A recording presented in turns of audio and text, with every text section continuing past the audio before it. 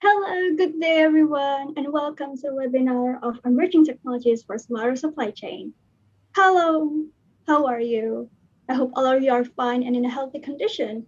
Let me introduce myself. My name is Ayasa, and I'll be your host for today's event. So, before we begin, there are some rules that all of you participants must obey during the webinar. First, participants are expected to rename their display name with the following format. For BINU students, your student ID or NIM_name. For non-BINU students, non-BINUsian_name. Second, participants must turn on their camera and use the virtual background that has been given. Third, you must mute your microphone while the speaker is speaking, unless the speakers gave permission to unmute. Fourth, you can ask questions in the chat box during the webinar, or you can unmute your microphone during the Q&A session. Fifth, while asking a question, please use a polite language. Sixth, to claim your e-certificate and for BINU students to claim your SAT points, please fill out the exit ticket at the end of the webinar. And last but not least, you are prohibited to record the webinar without the committee's permission during the event.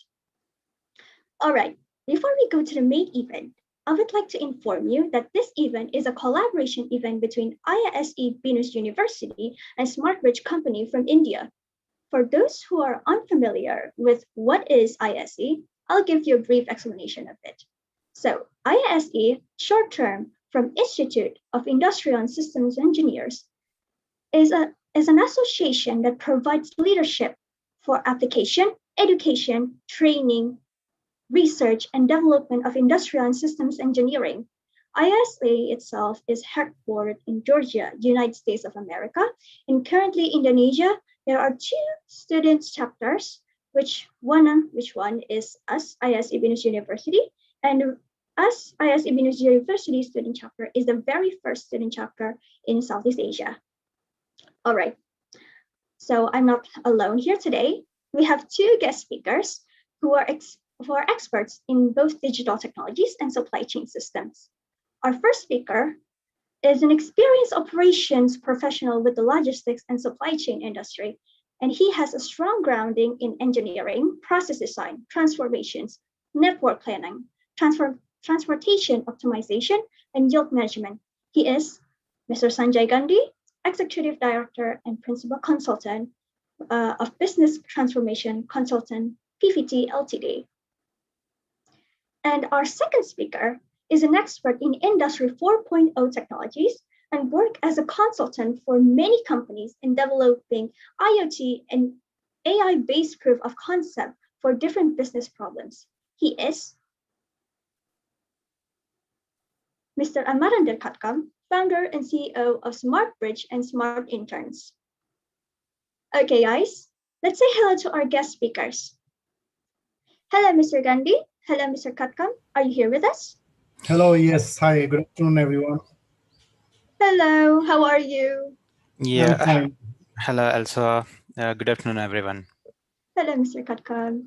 I hope all of you are healthy and you safe and stay safe. Yeah. Sure, thank you. Thank you. So we already greet our two guest speakers here, guys, and I don't want to waste any more of our time. So for our first speaker, Mr. Gandhi, this webinar is yours. Okay, thanks, Alisa. And good afternoon, everyone. Salamat siang. So I will try to present you some of the technologies that are commonly getting popular over the days. And let me just share my screen and then we can continue. Just give me a minute. Okay, are you able to see the screen? Yes, we can. Okay. Okay, so basically, just briefly to tell you about myself. Basically, I have been in supply chain and logistics for the last 25 years or so.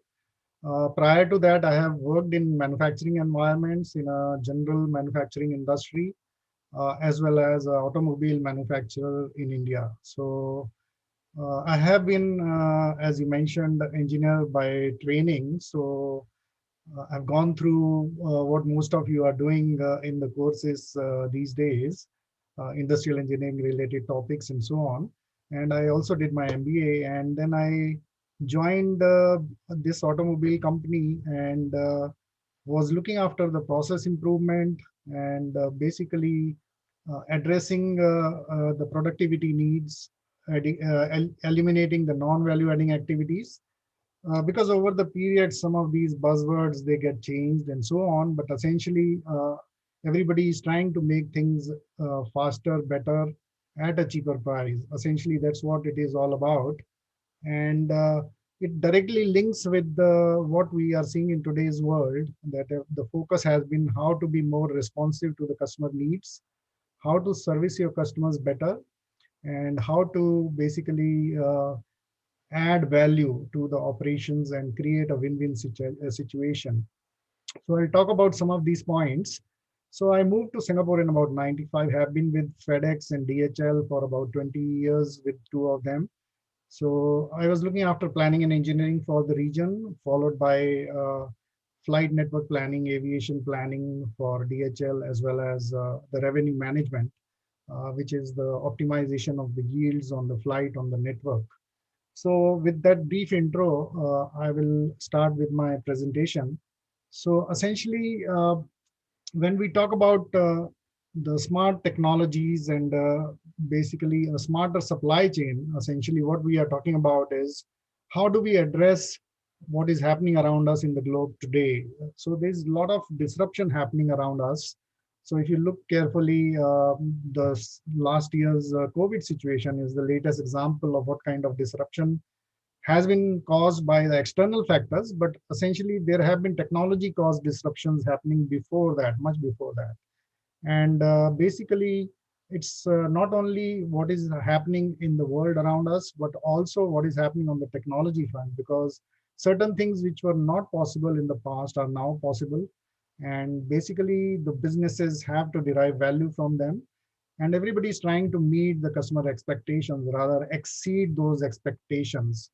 And it is unlikely that the pace of change that we are seeing today will reduce ever. I mean, in fact, it's picking up on all fronts, and there are a lot of disruptors coming up with the newer business models and various ways of satisfying the needs of the customers in a much more efficient manner.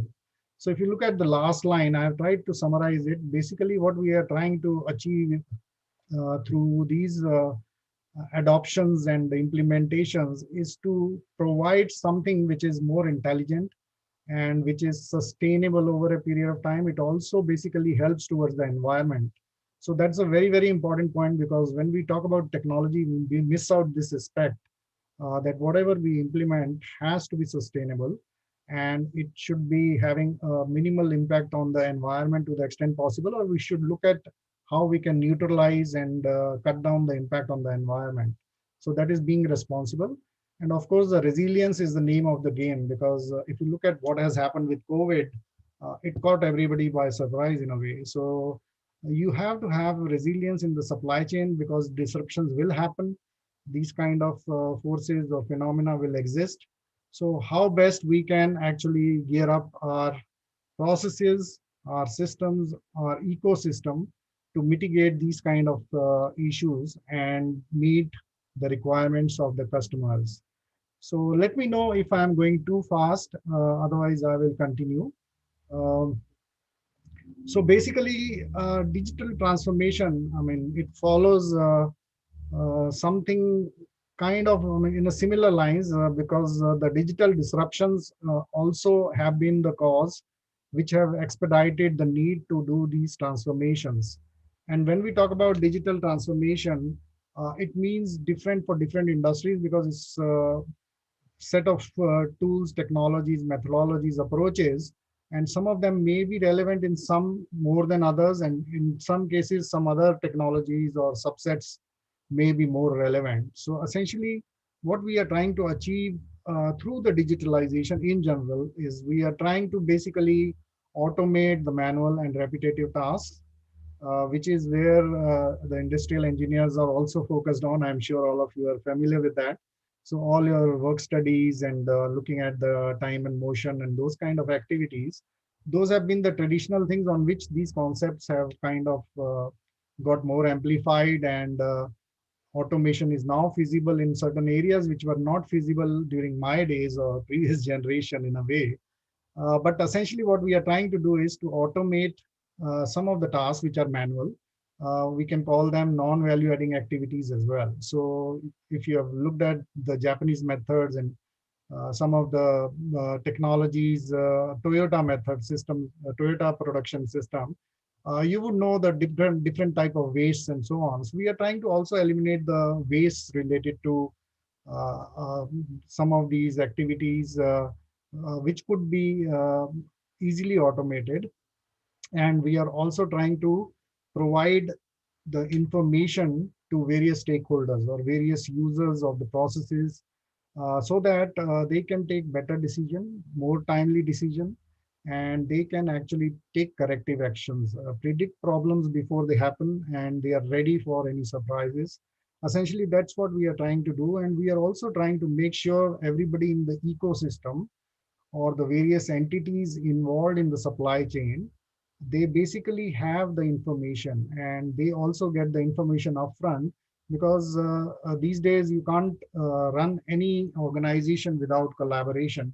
So all your collaborative partners who have various roles to play in the supply chain, or you have the handshakes or the touch points, they should have information available to them as well, because the more the information is available in the right format, the better the decisions and efficiencies are, and everybody can actually ride on the efficiencies and derive cost benefits, as well as faster turnarounds and minimize surprises, I would say, because that's what happens if your supply chains go wrong.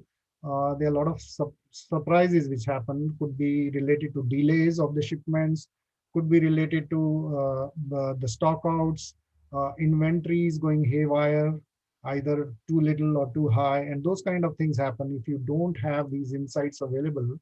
And of course, you're also trying to meet the requirements of the customer. So you are also trying to, in fact, move away from the mass customization to basically providing more individualized products, which have particular requirements for the customers being embedded and being met. So with those backgrounds in mind, let's move on. So if you look at what we are trying to essentially do is we are, uh, I mentioned about some of the forces which are happening and some of the things which are prompting us to make changes to the supply chain, in the sense that we move from traditional supply chain world to a digital supply chain. And it is driven by a number of facts. Some of them probably I have covered in my earlier brief, but essentially we are looking at more globalized and emerging markets, and you need to basically make sure your supply chain covers all the players, all the markets and geographies that you are trying to serve. And you are trying to do it at a cheaper, better and faster manner. So there has to be economic viability in terms of the stability and so on.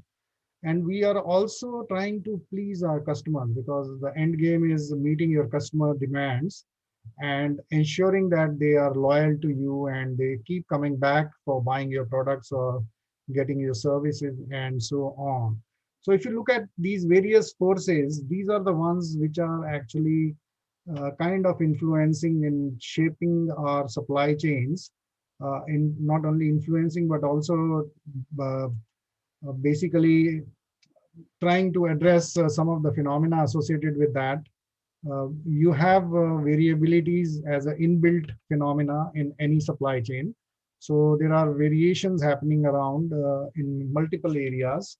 How do you address those? How do you minimize that? There is also a policy and regulatory framework which basically requires you to ensure certain things are met or are in place, and it basically needs to address the requirements of the customers and make sure we provide them the traceability and sustainability. Now, this is very, very important for some of the commodities. When we talk about technology, I'll talk about that in a minute later, where these traceability requirements are critical. And there are, of course, sustainability requirements, because if you look at, for example, what is happening globally, there are more and more countries are very, very conscious about what is happening to the sustainable environmental issues, how they are being addressed, and so on.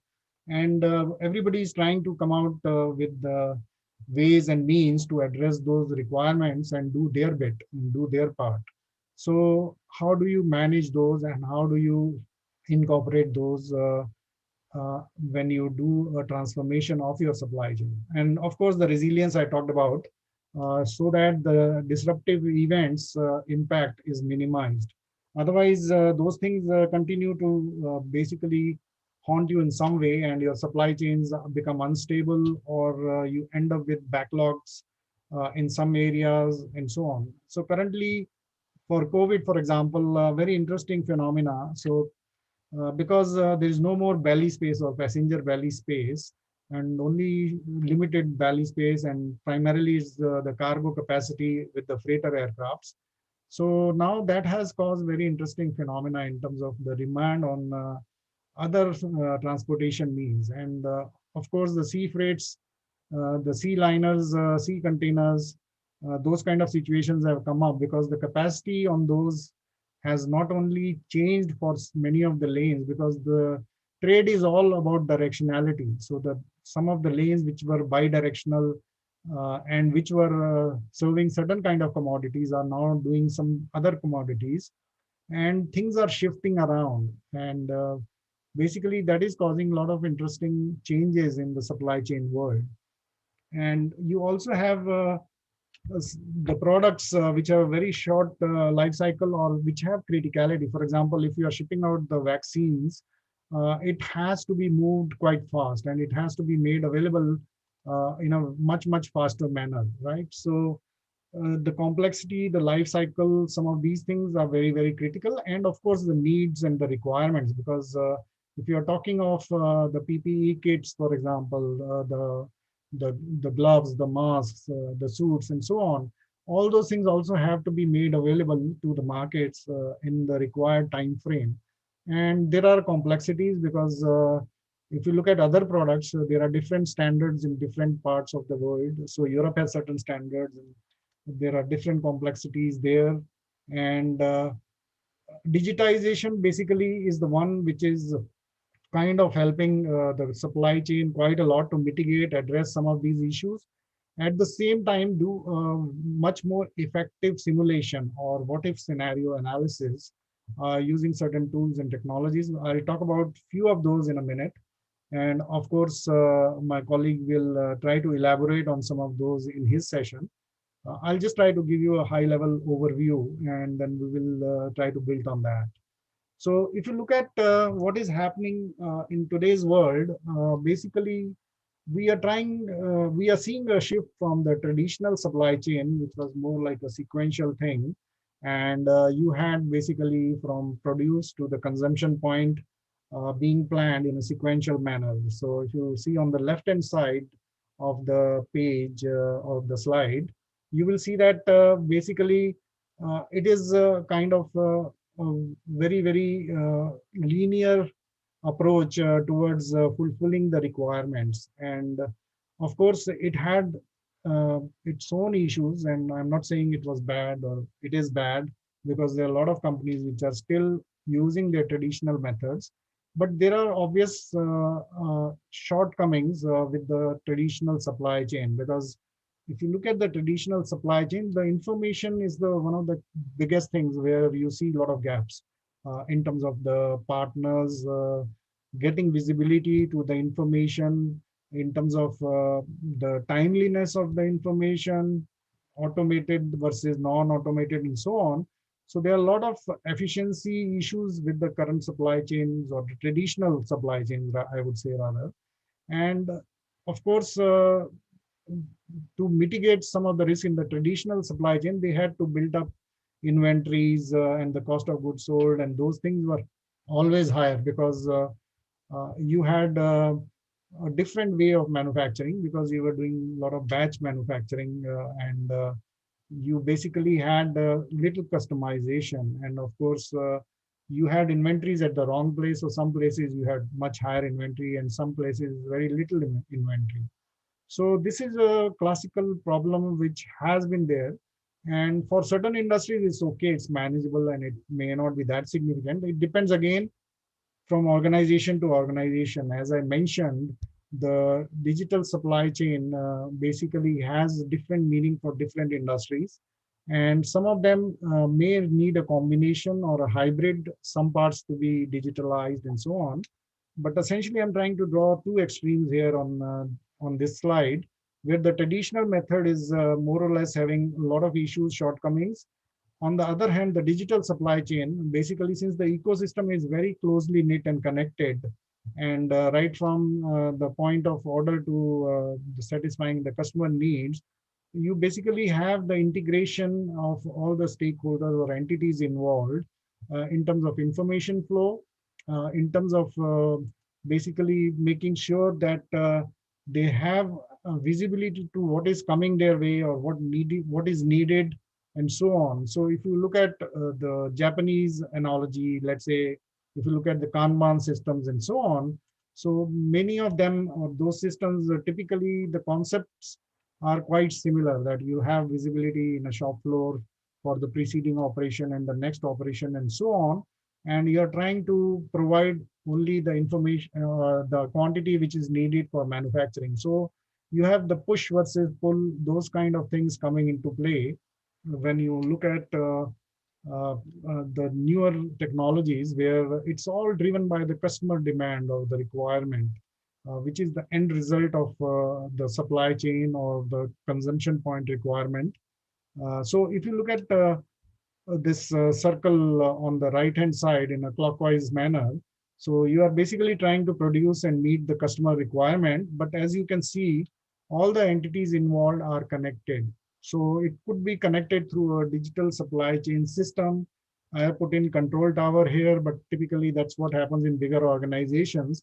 They have control towers. Essentially, they have visibility to all the information of what is happening in the system, and they can basically trigger certain alerts, fine tune certain requirements, and so on. And in the process, you have a much faster velocity of the product, and you have transparency because information is available to all the players. And of course, in the process, you cut down on the inventory levels, and cost of goods eventually come down. I mean, although the system initially has to be invested in terms of getting those digital tools in place and so on, right?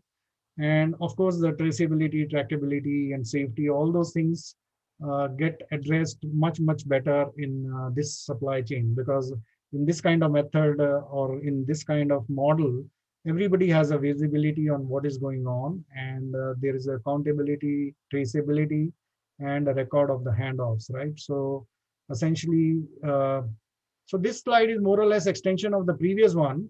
So basically, if you look at the manual data gathering, which is happening in the current or traditional supply chain, everything is manual, more or less, on the left-hand side, if you look at that. And on the other hand, for the supply chain that we are talking of, the smarter supply chain or the supply chain of the future, to a certain extent, some companies have already started adopting these and putting tools and techniques in place so that people have information to the real-time information, what is happening out there in the ground with each player in the supply chain, as well as they are able to look at scenarios. So later I will talk about digital twins, where you will see what I mean by that.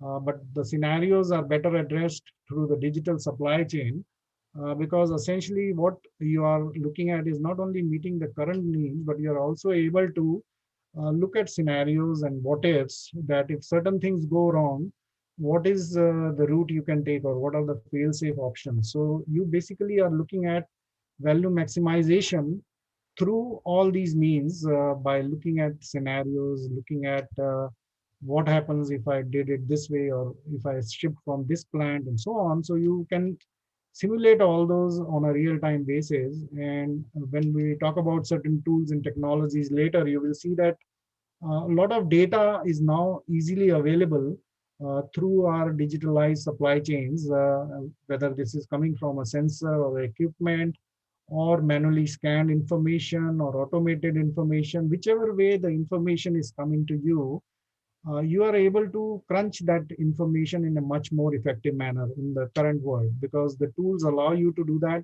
The computing power allows you to do that. These were some of the constraints in the past, and which have got addressed through technology. So that has actually added up in terms of the possibilities that are now there with the digitized supply chain. And of course, there are certain tasks you can do automatic simulation and take corrective action, which is where AI and those tools come into play. And so this is just more or less a flavor, or specific areas based on the previous slide that we talked about, where we see that the traditional activities were much more manual. And now we have, besides the other shortcomings that we saw, and now we have much more real-time information capability to simulate, as well as take corrective action. So the risk mitigation in a way becomes much more easier, because you have the visibility, you can run scenarios, and you can find out how you can minimize any risk that you foresee or that is coming up in the supply chain, right? So basically, if you look at the supply chain per se, it is kind of coming up at the back of the industry 4.0. I'm sure most of you are aware of that. So it's the fourth industrial revolution, which we are seeing in the current times. And basically in the industry 4.0, you are able to basically look at not only the physical things, but also the information associated with each of those, with a lot of tools and technologies which are now available to you. And in the next slide, I'll go to more specific to supply chain, because which is what we are trying to address today. But this is kind of building block or the background information. And of course, you will hear more about it in the second half of the session, where we will talk about some of those. My colleague will cover that, right? So essentially robotics, 3D printing, sensors, and so on. So you will see many of these are being the technologies also helpful for digitalizing the supply chain, and they are very relevant, except for one or two which are mentioned here, which may or may not have some of those things. But essentially, most of them will be applicable in the supply chain area as well. Of course, 3D printing and all more pertains to manufacturing. But at the same time, even in the supply chain, if you're looking at the spare parts and some of those strategies, some of these things come in handy. And um, since everything is on a digital platform, if you see the bottommost tier, there's a cybersecurity issue. So this slide I picked up from KPMG because I found it quite effective, and it conveys all the meaning of the broader definitions and the things which are involved there. So essentially, we are looking at cybersecurity coming into play, because when you put everything on a digital platform, the information is or has to be made foolproof or secure enough, because if it goes into the wrong hands, then certain things can again go haywire, or if somebody misuses it, or there is some error in handling and so on, by whichever way, if the information gets into the into the situation where it gets tempered or somebody misuses it, then there are issues, right? So one has to safeguard and mitigate against that.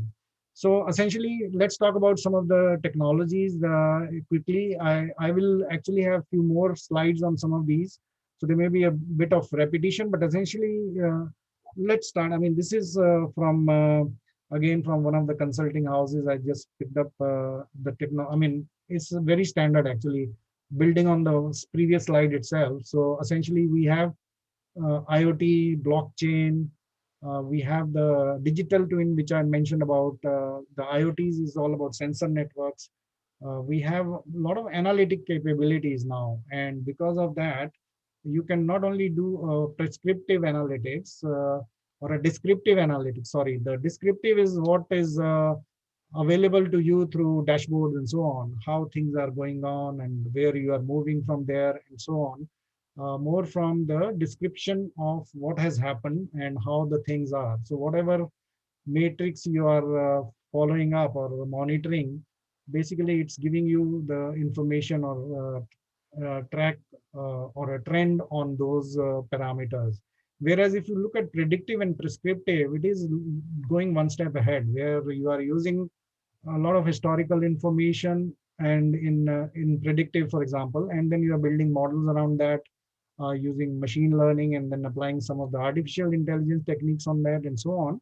And then you have prescriptive, which is actually also picking up third-party information from the market, from the competition, so various sources of information. And then it is making recommendations to you based on what is happening, what is the prediction, as well as what the market is saying, and then kind of giving you options which you should look at, right?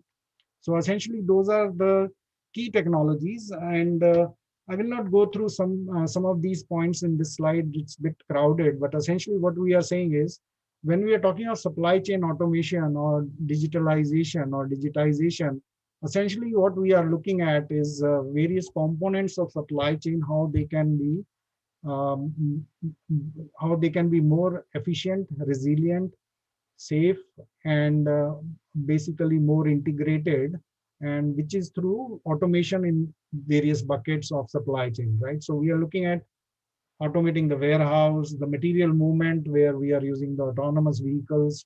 It could be autonomous trucks or the bots.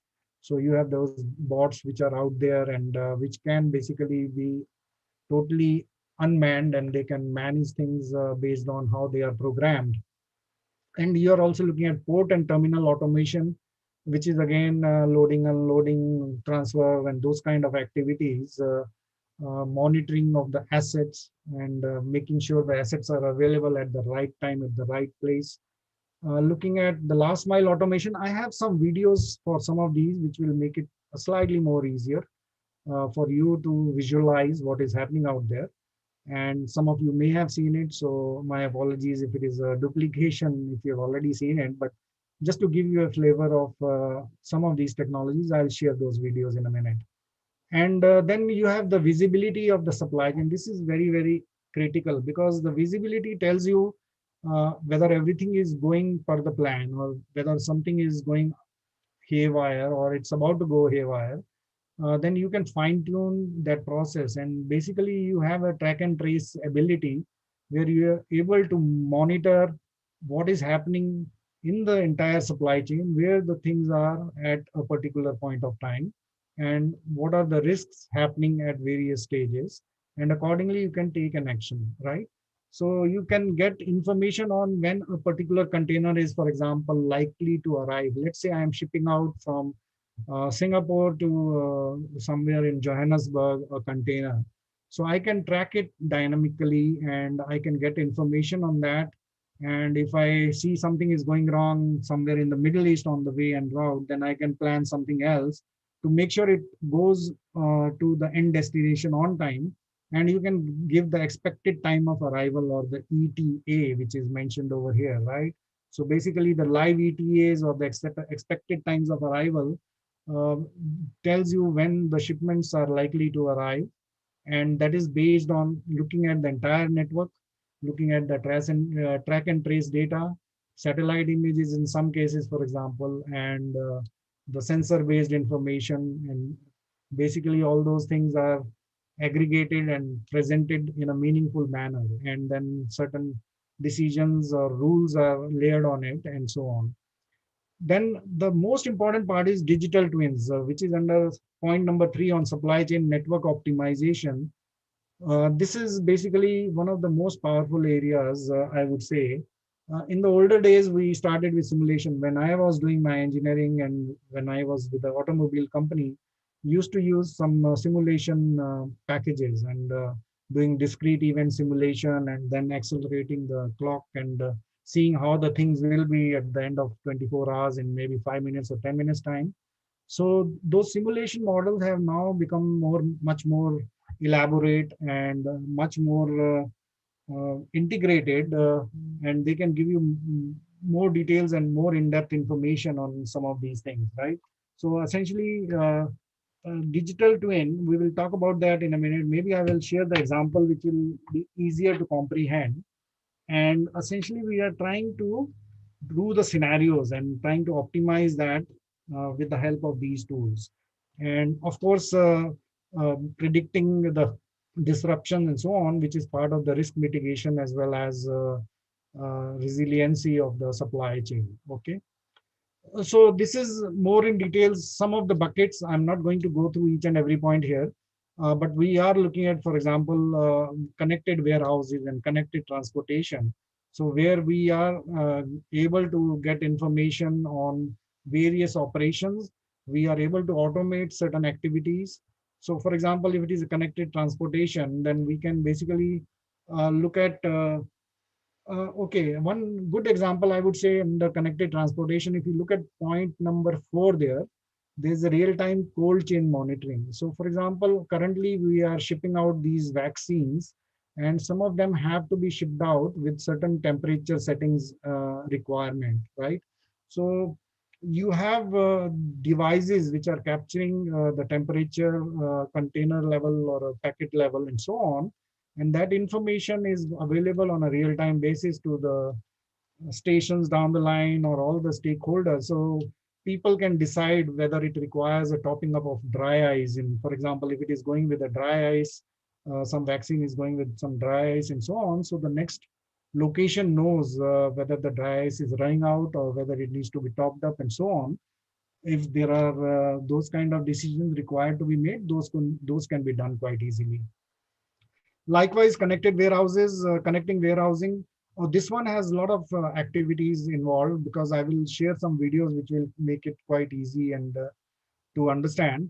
Essentially, we can look at AR, VR technology there. We can look at automated vehicles, AGVs, material handling retrieval systems, ASRS, for example. And then you can have the bots which are moving around in the warehouse, and they can basically help you move the shipments from one place to another, bring it to the packing area and so on, right? So all these things essentially become very, very easy once you have these integration through sensor networks, through automation, through devices which are all talking to each other, which are also providing information to a centralized control or the control tower, and then the decisions can be taken. So essentially, we are talking of connected sensors, devices, resources, and warehouse automation. So resources, for example, even the workforce, they can be, for example, there are some interesting cases we saw here in Singapore. So in the port area, you can basically locate a person in the group of persons, right? So if somebody is not wearing helmet, for example, I'm just giving you one example which may not be supply chain related directly, but it has a safety issue which is related to supply chain. So if somebody is not wearing a helmet, you can spot that person, identify and so on with the use of technology, because you can do a image recognition, get the image, you can recognize, you can find the coordinates of that person, you can identify who the person is, so on. Because there are those technologies available to go to that level of detail. So if a person, only some authorized persons are authorized to go to a particular location of a warehouse, then if anybody else tries to go there, you can easily make out those. So because all these people, all these technologies are kind of monitoring, tracking, and giving you the feedback on a real-time basis. Okay, let's move on. So let's look at, I will start with the few videos which will kind of give you a flavor of what we talked about just a minute ago. Is the sound audible? Is the video sound audible? Yes, we can hear the sound. Okay. Supply chain is drastically changing. With the increase in technology, the access to data, and making that available across your end-to-end network, what it might look like in 5 years' time is very different from today. Products, workflows, industrial assets will be connected. Collaborative robots will support the operator to work in a better and a safer way. It's going to be enabled through technology, through ecosystems, through people and capabilities that only we can dream of at the moment. The changes that we're seeing in the market are quite dramatic. And if organizations aren't looking for where disruption has come, they're going to be disrupted themselves. I think historically, supply chain was relegated to being a back office support function. I think as we move forward, it's not just about having a great product or service, it's about delivering a great customer experience. Customers want choice, they want personalization, they want what they want, where they want it, when they want it, and all those have implications on the supply chains. One of the key barriers to modernizing the supply chain is just understanding the digital technology landscape out there, whether that be blockchain or robotics or AI. But one of the biggest challenges our clients face is sorting through that noise. Not asking which technology will be implemented, but which set of skills and competencies the supply chain will need to allow this vision of the future. There's a huge amount of upskilling, knowledge transfer, different skills that are going to be required for supply chain professionals over the next 5 to 10 years. An organization with a successful supply chain is well connected to its customers and using internal and external information to flow that through end to end. So it can be very proactive in the way that it manages that to meet those customer needs. The future supply chain will not be able to deliver all the competencies and capabilities in itself. It will need to tap into an ecosystem of cloud providers, different technologies, and understand where it can leverage those skills, where it can supplement what their core capabilities are. They're able to operate with all of their partners as one virtual organization with shared information, shared process, shared decision support. Those are the companies that are going to win.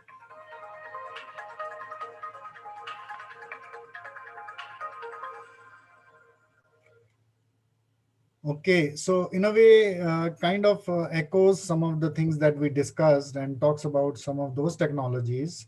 Let's go through another one. So this talks about 5 major ones, which are also a subset of what we saw earlier.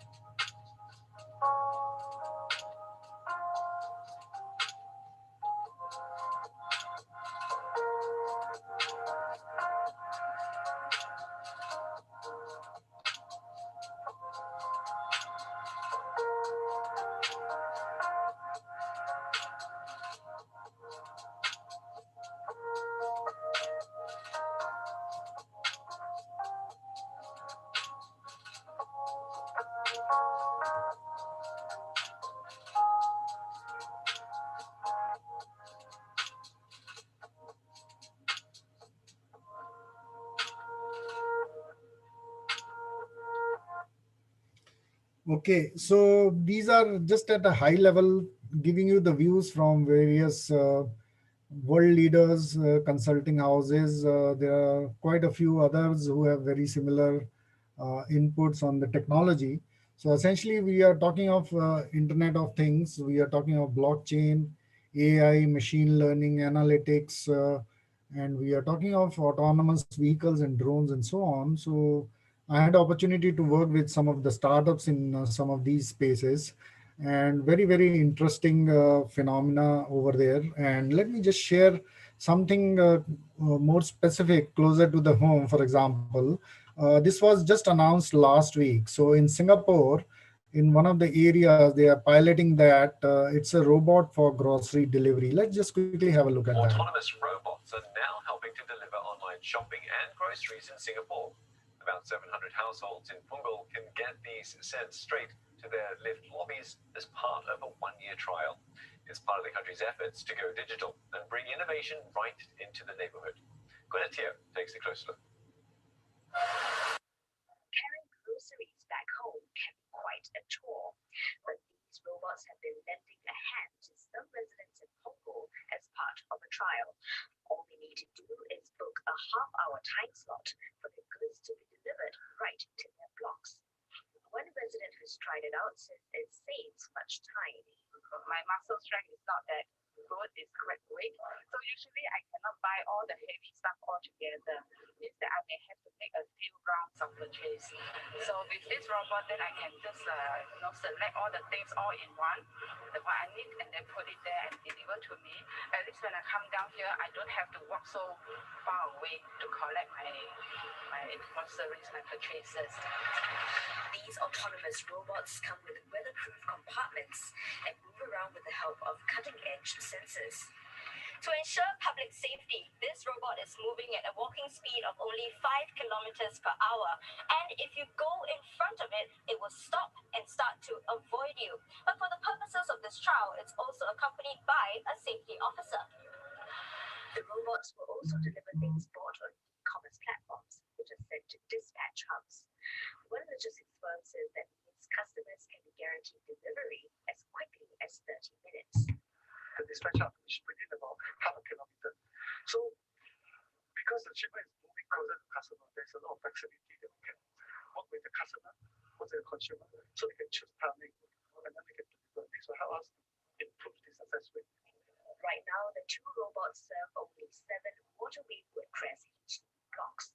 Data on how people use them in this trial will help authorities consider if it can be rolled out to other. Okay, so I wanted to kind of just start with this video. Of course, people like FedEx, DHL and all, they are all trying with their own delivery robot. And basically, they are on a kind of a similar approach in terms of the concept and so on. And there is another device, or I would say another vehicle, which is being used for deliveries, which is the drones. So actually I had a couple of videos, but I didn't want to, in the interest of time, but you would have seen the drone operations in the previous slide. There was one drone bringing in some packets. Now this is also quite important, and especially, for example, delivering medical support in remote areas. So any critical medications or requirements, if hospital is running short of, let's say, blood samples or particular blood type, or if there are some shipments of organs being donated coming from somewhere else and have to be urgently transported from airport to the hospital and so on. So many of these areas are also being looked at from using drones, that perspective. Of course, there are non-serious trials, or I mean, less serious, I would say, not non-serious. But there are food deliveries and so on. But of course, one has to find the commercial price points. So if you're doing a pizza delivery from a nearest pizza outlet to a nearby block, then you can use the drone. I mean, concept-wise sounds very easy, but from process point of view, it's not that straightforward. You have to keep into account a lot of things in terms of making sure that the flight path is foolproof and not interjected by somebody, or sometimes the drones can get stuck midair on a tree. So those kind of things happen, and basically one has to be careful and analyze in details where these technologies can be used and more effective benefits can be accrued or realized by applying these technologies. So I am very, very supportive of the approach that you should not apply technology for the sake of applying it, but you should apply technology to get some value out of it and to deliver some value. So let's look at the Alibaba warehouse. I think some of you may have seen it. There is a similar one for Amazon. So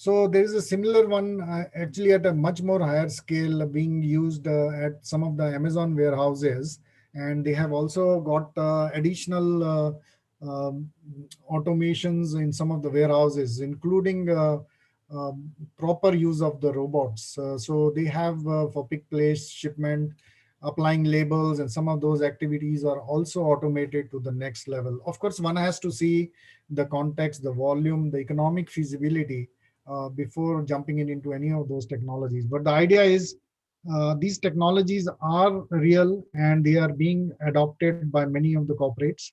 And these require various kind of expertise. And that expertise will come from people like you because once you are aware of these technologies, once you develop detailed skills in these areas, you will be well equipped to handle some of these.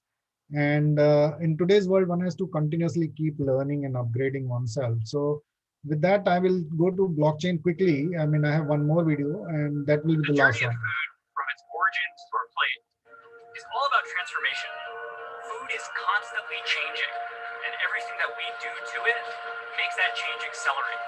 Things are ripening, things are deteriorating, microbial populations are rising and falling, which begs the question, how well do we know our food?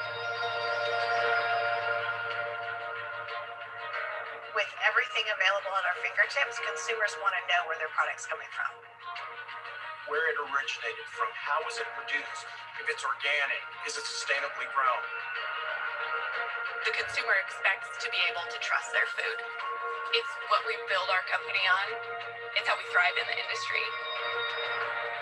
And when it comes to food safety, traceability, and resolving outbreaks, you have to be fast and you have to be right. If you lose trust in something that important, the entire industry suffers. I think it's all lettuce, it's all tomatoes. It's very frustrating to be part of a supply chain where you have to pull large quantities of product, but it's the right thing to do because you want people to be safe. The bottom line of technology today in the food space is that it enables us to have a visibility and a trust level that was unaccomplishable previously. What makes me the most proud of what I do is being able to be a part of something that's bigger than me, knowing that everything that we're sending out there is safe. That's what technology is supposed to be doing, is giving us these tools to make our lives easier, better, and safer. For the first time in our history, we have the power to know everything about our food. So let's see what that power can do.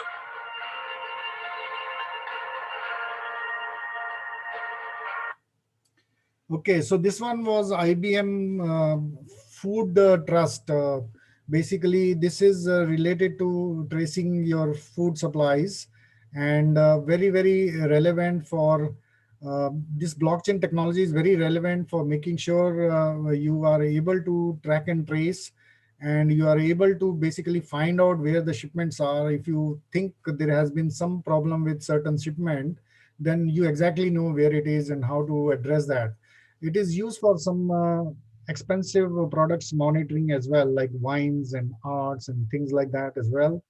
uh, One of the case studies or one of the areas where me and my partner were involved in my company was related to doing supply chain tracking with using blockchain for viscous fiber. So it's an Indonesian company, of course.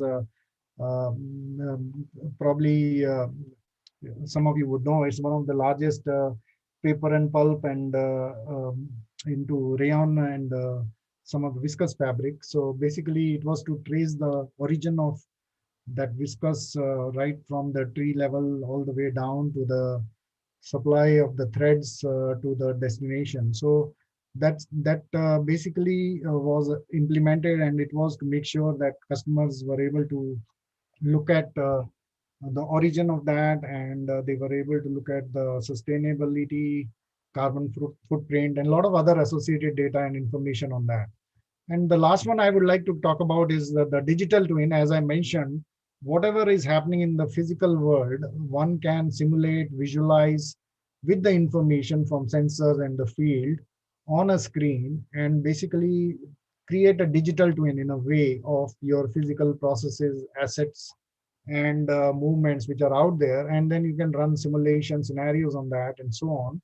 And then you are able to predict what is going to go wrong, what are the failure points, potential failure points, and what could be the things, risks associated with various processes. So this is from Bosch. So I'll just quickly cover this last one before we Productive 4.0 is Europe's largest research project for the digital industry.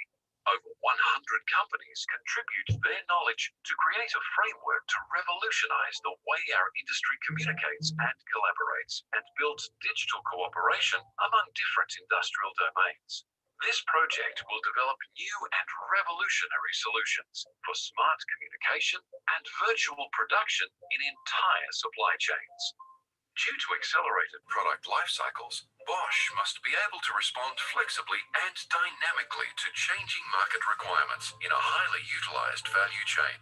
Optimizing and planning changes often comes down to trial and error, and can seriously affect ongoing production and lead to supply shortages and serious losses of money. The Bosch semiconductor plant in Reutlingen teamed up with several partners to take on the challenge to provide a tool that is capable of creating fast simulations and overcoming this problem. The solution we have created is the digital supply chain twin. By developing a digital twin of a physical supply chain, we help you avoid asymmetric information, optimize processes, and ensure effective strategic decisions. This makes it possible to optimize the value creation processes without running real-life tests in the physical system. Depending on the intended use, the virtual production system can either perform aggregated macro simulation or dive into the elements to assess a detailed micro simulation model. Optimization is carried out in the digital twin of the physical production system, and only the best solution of the optimized production scenario will be implemented in the physical production environment. The necessary data is fed into the simulation software, which then begins to plan, with the objective of processing the products with the best possible output and service level. The simulation model makes it possible to test and optimize alternative production scenarios within short time and on a virtual basis without disturbing physical production. No matter if you want to ramp up a new product, load a new fab, integrate a new manufacturing partner, or change your product mix or capacities, the digital supply chain twin simulates the process. This enables you to significantly reduce unscheduled costs, achieve more stable planning, and generate an overall increase in output. Okay, with that, let me come to the last slide. So now this is based on a bit dated data, but I just wanted to highlight that people are seeing benefits with the implementation of some of these digital supply chain tools in terms of the availability of the product, right product at the right time at the right place, response times to changes in the market demand. For example, in the conventional method, you ended up with high inventory if the demand for that particular product was low, or you ran out with stockouts if the demand was very high. So here you are looking at meeting the changes, and you are doing it with a much faster response time. Of course, the bottom line impact is there in terms of efficiencies, operating profits, and so on. And with that, I come to an end to my section. And thank you, everyone. And if there are any questions, more than happy. Maybe you can just put it on the chat box, and we can take it later. I'll just pass it on to my colleague now. Thanks, everyone. Thank you, Mr. Gandhi, for the wonderful presentation. And guys, like Mr. Gandhi said, if you had any questions regarding to our recent topic, please drop it down on the chat box and we'll answer it in the Q&A session, okay? Then let's move on to our next topic, which will be delivered by Mr. Amarander Katkam. For Mr. Katkam, the time is yours. Yeah, thank you also. Sanjay, thank you so much. You have covered most of the topics of the digital supply chain, and added with your experience, I think the students got a fair idea of real implementations of digital systems and the digital supply chains. I think I will cover the mainly the technology part, the IoT, the blockchain, which is going to be helpful in supply chain management. And maybe we'll have some kind of interaction section with the students too, because we need to understand like where exactly they are in terms of understanding this the emerging technologies part. So maybe I'll cover up some of the basics of the technology, and then I'll link it with the real use cases of the supply chain management. Guys, I have a couple of questions for you all. I just want to know something from you, like how many of you are aware about these technologies like IoT, the artificial intelligence, and you have robotics, and the Sanjay covered even the digital twin, and you have a blockchain.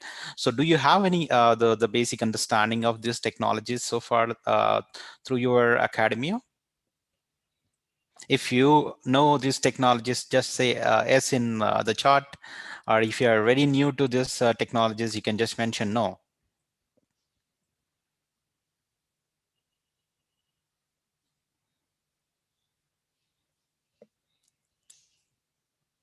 Okay, so I assume it is you know a bit, but not much. Got it. Fine. So let me share my screen, and I'll just walk you through the my presentation for the day.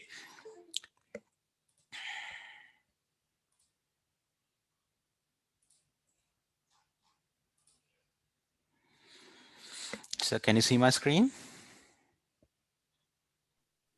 Yes, we can see your screen.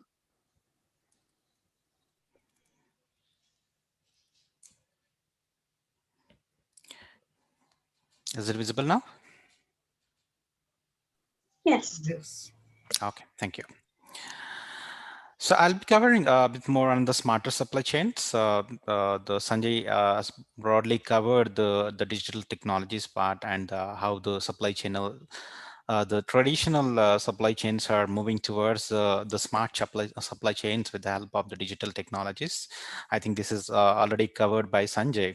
The pretty much like legacy the supply chain, it was a completely a linear paradigm where from the manufacturer, even from the raw material generated to the manufacturer to the shipper, warehouse, transportation, store, and custom, there is a lot of manual intervention across different parties, and there is a completely a manual collaboration in the past. But now this is getting revolutionized with the help of implementing the digital technologies. And I want to ask a very fundamental questions to you, like when you look at such a big complex system. Supply chain management is not a very simple system or simple process like any other process. It involves multiple stakeholders. It involves the lot of materials, components, including the transportation part, the storage, and the lot of transactions between individual stakeholders. It's a very complex system. Okay, so when you want to optimize a complex system, the important thing is the data. So if you have the data, on top of the data, if you can able to build a kind of analytic system, and if you get those insights from those analytics and develop applications on top of those analytics, I think you can build a greater system, and you can optimize, you can improve the efficiency of the processes, and you can reduce the costs involved in the entire the operations and the management, and you can bring a new services to the customer. So ultimately, the customer satisfaction is the key thing for any supply chain management. So if you implement a system on top of the legacy supply chain management, a system which extracts the data at every point of the supply chain, and on top of data, if you can able to build intelligent systems, then I think we can build a smarter supply chain, which will bring out all those the benefits. So I think Sanjay has already shown a couple of videos. Let me just quickly show you one video of this is Amazon, the fulfillment center. Just observe the technologies involved in this video. We will discuss each and every technology. Just have a look at the technologies what are involved in this particular video. I know you people are into engineering, but let's understand these emerging technologies, how they are transforming the industries and various processes.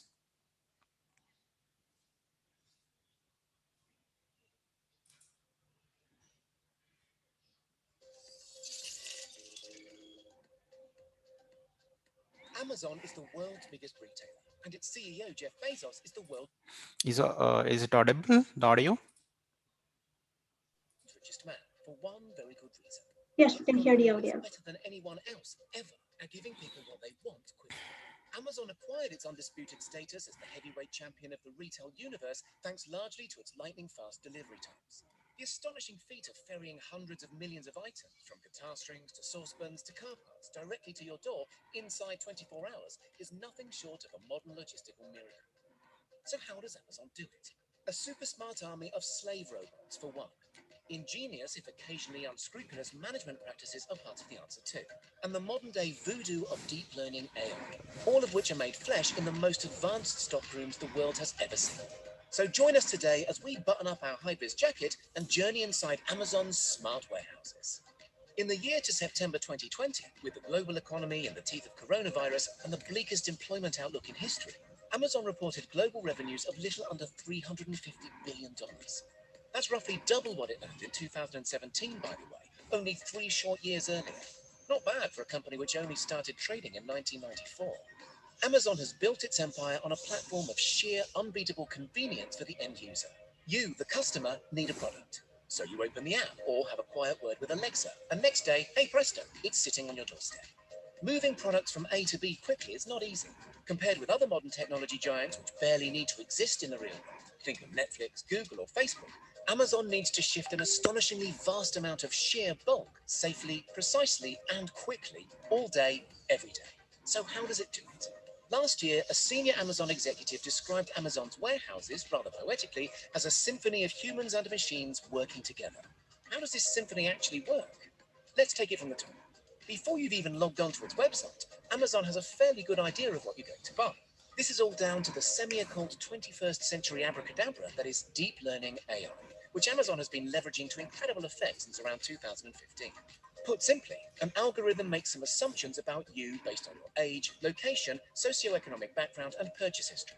It will then, hours, days, or even weeks before you actually log on, ensure that your local warehouse is stocked with appropriate quantities of stock you're likely to consider buying. This might be a certain style of racy swimsuit that the algorithm anticipates will be the hot new must-have come springtime. It might be the paperback novel for a soon-to-go viral TV adaptation. In January 2020, for instance, Amazon's algorithm correctly anticipated high incoming demands for face masks. And, well, we all know what happened there. So Amazon's smart warehouses, also known as fulfillment centers, not to be confused with their post office style sortation centers, very often know what you want even before you do. Or at least they know the very second you click buy now in the case of those wine-inspired late-night impulse buys. Once you've clicked, our symphony begins in earnest. You may have read headlines in recent years suggesting Amazon workers walk as many as 12 miles per shift, darting about between shelves, frantically picking up items. That's no longer quite true. Amazon's modern fulfillment centers are largely patrolled by an army of squat, Roomba-like robots that pick up whole shelves, also known as pods, and bring them to a human picker situated at a stationary workstation. Amazon's enlistment of this whirring battalion began in 2012, when the company purchased robotics company Kiva Systems, the market leader in warehouse automation, for an eye-watering 707.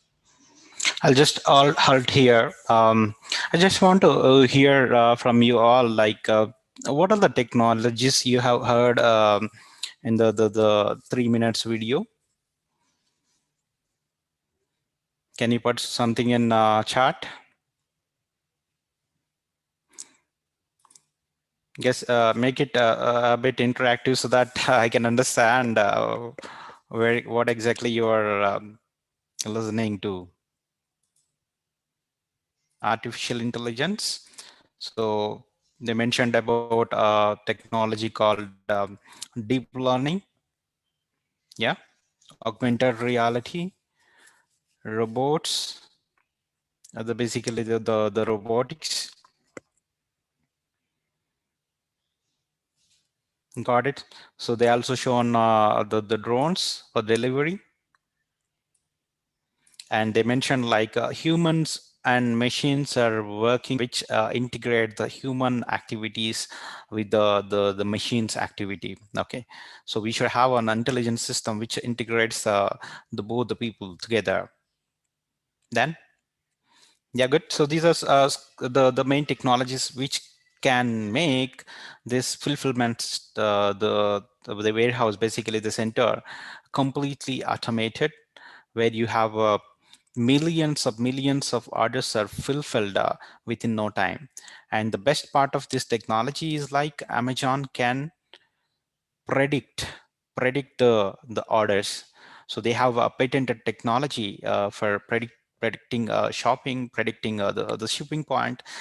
So based on the demand across the worldwide, they will automatically predict, and accordingly they manage entire the supply chain system, starting from getting the requirements from the suppliers to the delivering it to the warehouses, bringing all the products near to the customer.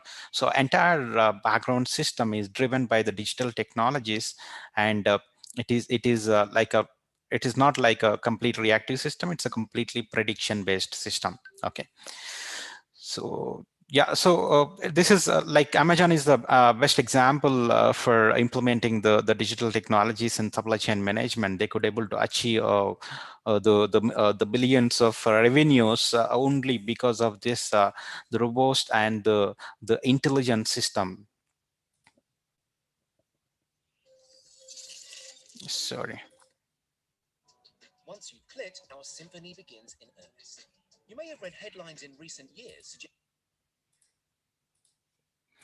Okay, so let me skip this video and move on to the supply chain, the smarter supply chain. The basic definition you can see here. People also call it as a supply chain 4.0 because it includes the industry 4.0 technologies. So supply chain 4.0, the application of Internet of Things, the use of advanced robotics, and the application of advanced analytics of big data in supply chain management. So the basically the data need to be pulled from all the processes. Okay, so some of the processes may be managed by the human, some of the processes will be automated through the various the connected systems, and you have a robotics.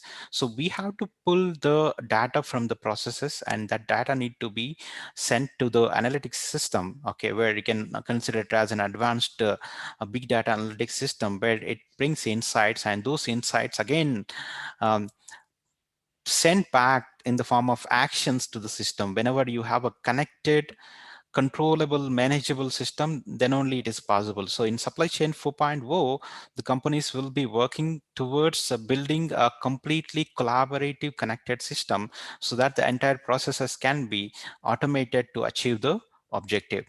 So supply chain 4.0 will be faster, capable of reducing the delivery time to just a few hours. So from the days to hours we can bring in. Amazon is doing it already. They are clearly mentioning by what time, what date you can receive the product you have ordered. So they have such a sophisticated system to predict the delivery times. And fast deliveries depends upon the forecasting approaches and predictive analytics, which can take market trends. Not only the market trends, it covers the weather, holidays, the construction works, and thousands of parameters into consideration to come up with the predicted delivery times when it comes into the completely fulfilling the customer order. Okay, so when if it is a, let's say the goods are imported to your country from other country via marine shipping. So when you plan the shipping, you need to understand various dynamics in terms of weather, the condition of sea, and availability of the ports. So if you don't have the information in a centralized system, or if this information is laying somewhere in a different silos, and you don't have a system to analyze the data as a whole, then you cannot achieve this particular the application what we are talking about. Okay, so when the systems are connected, when data from all these processes are moving towards a centralized system where you have an intelligent or a predictive analytics algorithm running on top of it, then it is easy for you to get the applications built on top of this data. So supply chain 4.0 enables the seamless data exchange between various processes and various systems to a central system where we can apply multiple algorithms to achieve different goals. So these are the key features of smarter supply chains which need to be considered, and these features will be achieved with the help of the technology. The first important feature is the supply chain 4.0 must be a connected system, starting from the supplier, I would say manufacturing station, to the final end customer. The system should be connected.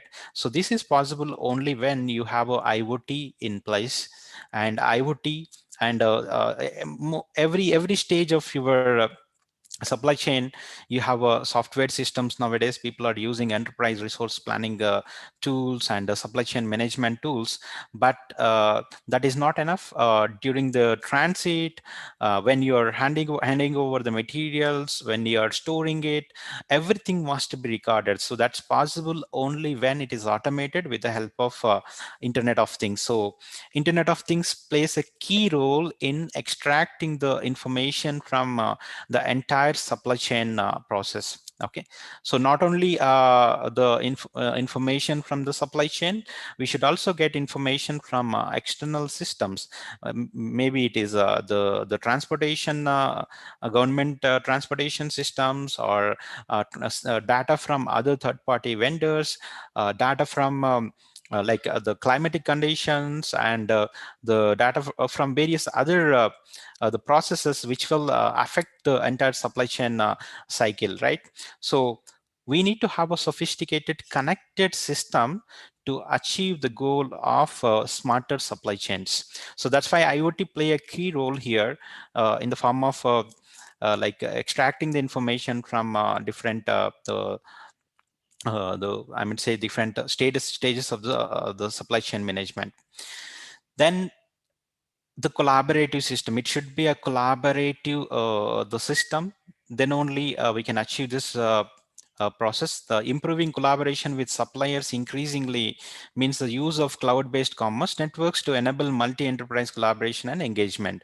If you take in the case of Amazon, Amazon is not the manufacturing any products for the customers, right? The Amazon is just bringing all the products from the suppliers. So they are maintaining a huge the collaboration or partnership with the suppliers or vendors who are registering on Amazon to sell the products. And ultimately, when you place an order, the product must come from the supplier to the customer, and Amazon is taking care of entire the transit, like shipping your product which is received from the supplier to the end customer. Okay, so but millions of suppliers are involved in this entire supply chain. How Amazon is managing all these suppliers, and there should be a sophisticated system to collaborate with all these people.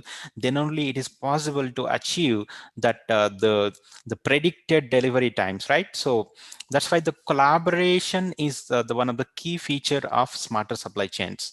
Then cognitively enabled, so we should have a smarter predictive analytics systems as well as the artificial intelligence platform to make the supply chain smarter, because without analytics you cannot give insights back to the system or to the people. Okay, so the AI platform becomes a modern supply chains control tower by coordinating and conducting decisions and actions across the chain.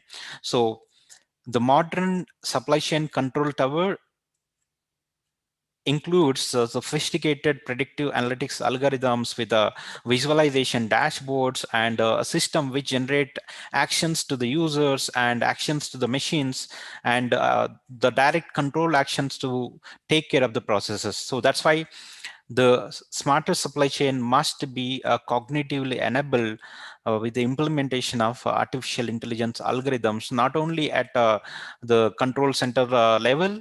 It should be even at the warehouse level, or it should be in the transit, or it should be in the vehicles shipping the goods to the customers or to the ports. So AI should be there everywhere, and this AI must learn from the processes which are happening. It's not a simple algorithm which is running the prediction thing, but it should also self-learn. Okay, so most of the supply chain is automated and self-learning. Over a period of years, the supply chain will start learning by itself to tune or to optimize the entire supply chain. Okay, then the fourth is like analytics capabilities must be scaled with the data in real time. Insights will be comprehensive and fast. Latency is unacceptable in the supply chain for a future. So the system should be very comprehensive, and whatever insight we get, that should be real time. So what does it mean basically? See, it's a very big system. You are getting the TBs of data fetched to your the central repository where data is getting stored. So this TBs of data should be analyzed in a real time, and accordingly the actions should be taken up. So without if you give a lot of time for bringing out the actions from this useful information, then it will entirely collapse your supply chain. So that's why the system should be a real time. The analytics capabilities must be scaled with the data in real time, and there is latency is not acceptable in case of the smarter supply chains. And ultimately, this is very important. The cyber aware, the system should be secure, and it should be like people cannot hack or cannot introduce into the supply chain IT infrastructure. So we have to, the supply chain must harden its systems and protect them from cyber intrusions and hacks, which should be an enterprise-wide concept. So, and this security must be embedded at every point, every data point where you're extracting the information from the entire supply chain, not just at a simple computer sitting in the control tower. It should be implemented across each and every point of entire supply chain. starting from the manufacturing plan to the final end customer application. So the security must be there to take care of the cyber intrusions and attacks. So these are the main key features of the smarter supply chains, and these features can be achieved only when you have the technology in place. And the technology what we are going to talk here is the IoT, the machine learning, the analytics and artificial intelligence, and the robotic systems, and the supply chain management infrastructure on the cloud platforms, and the cybersecurity part. And to optimize any supply chain, we must have this the 5 components in it. One is the visibility. Okay, so visibility throughout the supply chain must be there to get up-to-date minute inventory tracking and available to promise the data, because ultimately the inventory tracking is important in case of supply chain. So if you have visibility starting from the supplier to manufacturing to the final end customer, then I think it's easy to maintain the inventory and take the decisions faster. And intelligence, leverage composable data and the AI services for real-time intelligence. So as I clearly mentioned, it should be a real-time analytics system, and the decision should be taken up based on the analytics or insights generated from the intelligence embedded into the supply chain management. Then order management, because ultimately the customer first. So whenever you receive an order, immediately the entire system should be activated. It will log into the system, and from there the direction will be sent out to the final end supplier, right? In case of Amazon. So there should be a fast acting system which should search for the item where it is laying, whether it is there in the warehouse or whether it is not there in the warehouse. It has to be procured from the supplier. So the entire decision should be taken immediately, and the system should come back with the final the predicted delivery time. So order management, customize the pricing, the send quotations, track orders, manage returns. So this entire system should be intact with the and powered by the technology to optimize the supply chain. Then finally, the reporting and analytics. This is again a very important aspect. Evaluate patterns in processes to forecast future demand and sales.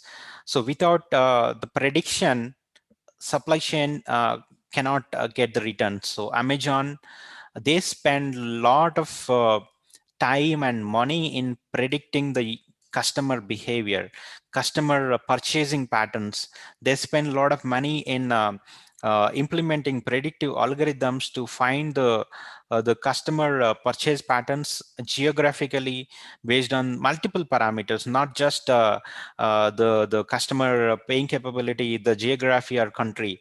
They consolidate every information and come up with the recommendation system and prediction system to promote the products to the users. So that's why there should be a proper system to be evaluate patterns in the processes to forecast future demand and sales.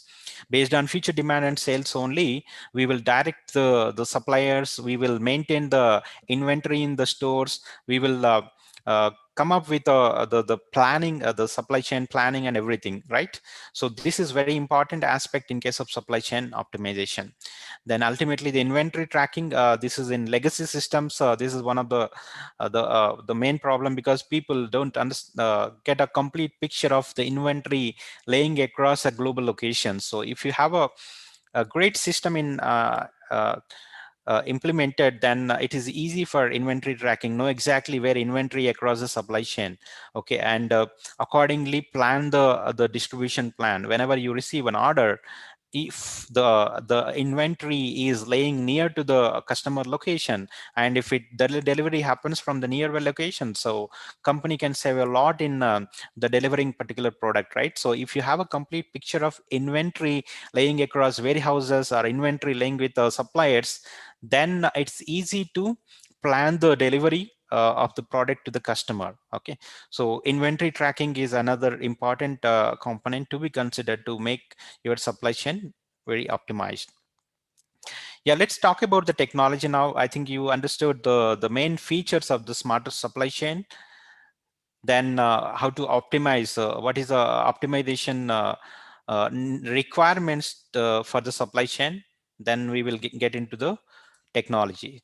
So if you want to implement smarter supply chains, again, I'm telling the digital technologies plays a key role, especially the technologies which pulls the data from the entire supply chain, and a technology which gives the confidence and traceability, and I can say like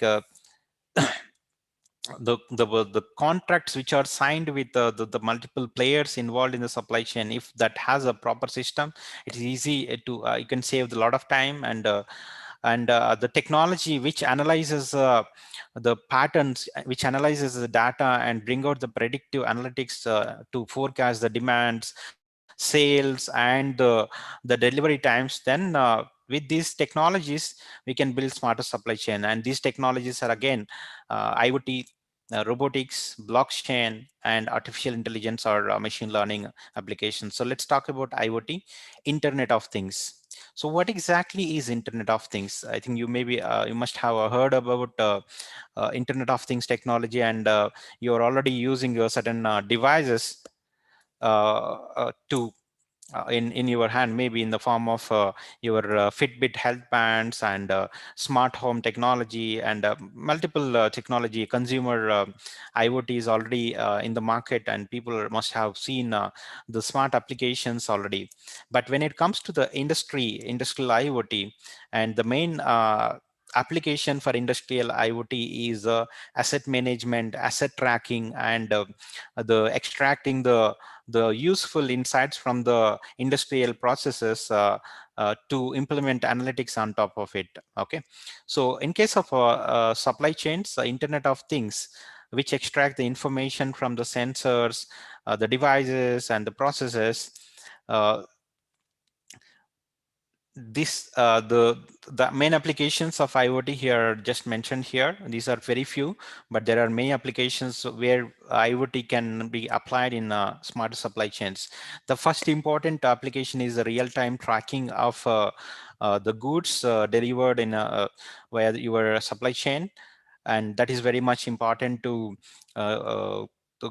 build various other models on top of that data. So real tracking is possible only when you have a GPS based tracking systems, or whether other technology based tracking system embedded on your shipping vehicles, or the kind of the transportation vehicles. It may be air or road or rail or sea transportation. If you have a connected transportation, and it is very easy for you to track the goods shipped to the customer or warehouses. Then automation of the processes in case of manufacturing or packaging, or in case of your fulfillment centers. If you have automated systems, it's easy to reduce the delivery times. Okay, so with an effective way. So that's why IoT enables automation, because to take actions to automate entire process, you should have a data point. So IoT brings the data from each and every equipment or component, so that you can build the automation on top of that the user the data points, as well as you can take actions based on the data which is fetched to the IoT system or analytics system. Then paperwork management. So in legacy supply chain management system, there is a lot of paperwork involved. So every stage there will be a lot of exchange of document happens, in terms of invoicing, in terms of the transferring, in terms of the government policy documents and other thing. But if you have IoT, the technologies like RFID, or kind of handheld devices which can read the data and fetch the data directly to the cloud platforms, where the verification and everything is done automatically. So you can save a lot of time in paperwork management if you have this technology. Then forecasting accuracy, this is very important. Without having IoT, Internet of Things, without having the data exchanged from your the supply chain stages, it's very difficult to forecast the final delivery times. Okay, so and in case of the shipping, in case of marine, this is very important, because not only like based on the weather condition, based on the condition of the sea, based on the availability of the ports, if you have that information in hand, it's easy for you to take the decisions, and if you can build a very good accurate forecasting systems with the help of this technology. And finally, inventory control. This is again a very big headache for most of the supply chain management systems. If you have a proper connected system with the help of IoT, where you can monitor the inventory across the global locations and take the decisions faster, then it's going to fetch a lot of benefits and to the company. So you can manage the inventory, or you can control the inventory in a better way with the help of Internet of Things. Let me just quickly show you this video which talks about how IoT will be utilized in supply chain with a very basic example they have taken in terms of, maybe you can consider the vaccine distribution across a global location for the COVID-19. So this can be a one good use case. If your business often transports cargo or products throughout your supply chain, you know that you need to keep your shipment's condition in check. Missing just one little detail like temperature, tilt, humidity, light, or vibrations can cost you huge amounts in fees and penalties. In order to avoid that, you need to achieve complete supply chain visibility and make sure your cargo arrives in perfect condition every time. But manual asset tracking is quite hard and mostly unreliable. And buying multiple sensors to keep track of everything can be really expensive. That's why we created GPT-29, the world's smallest supply chain tracker that will provide you with real-time data about your assets' location, temperature, humidity. So this company, they have developed a small device which is embedded with the sensors and the connected the communication technologies. So this will be embedded onto the containers where the different equipment, I would say, like the goods are placed here. Okay, so listen to this, the component, how innovative it is. Sudden motions. GPT-29 will make you feel like you were personally overseeing your cargo throughout its entire journey. Here's how it works. The GPT-29 is equipped with GPS, Wi-Fi, cellular network, 2G, 3G, 4G, 5G, LTE-M, NB-IoT, so these are the latest technologies, the communication technologies which are utilized to exchange the data from your the sensor, the tag, to the cloud-based systems. I mean, say where the data will be fetched. So it has GPS to track the vehicles, and it has multiple sensors, and the information from those sensors will be fetched to the cloud-based systems utilizing any communication based on the availability. can provide you with real-time reports of the assets wherever they are on the globe. This helps you improve your overall customer service with accurate delivery notes. GPT-29 sensors for temperature, humidity, shock, vibrations, drops, and tilt will update you in real time if your cargo gets dropped, tilted, or handled in any way. The light sensor will update you of any unauthorized door openings.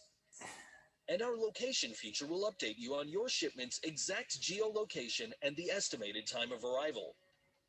The GPT-29's condition monitoring capabilities give you the ability to improve quality control while preventing potential damage. With just a single platform, you can enable multiple solutions across all of your communication devices, giving your entire team and your customers an easy way to stay connected. GPT-29 leverages the cloud to update you about your assets and wherever they are, land, sea, or air. The built-in 3.6-volt 4200 milliamp Li-ion battery will give your device an exceptionally long battery life, so you never have to worry about it going dead. Best of all, GPT-29 can also be customized according to your needs, giving you the ability to develop personal alerts with regards to compliance to rules and regulations from country to country and state to state.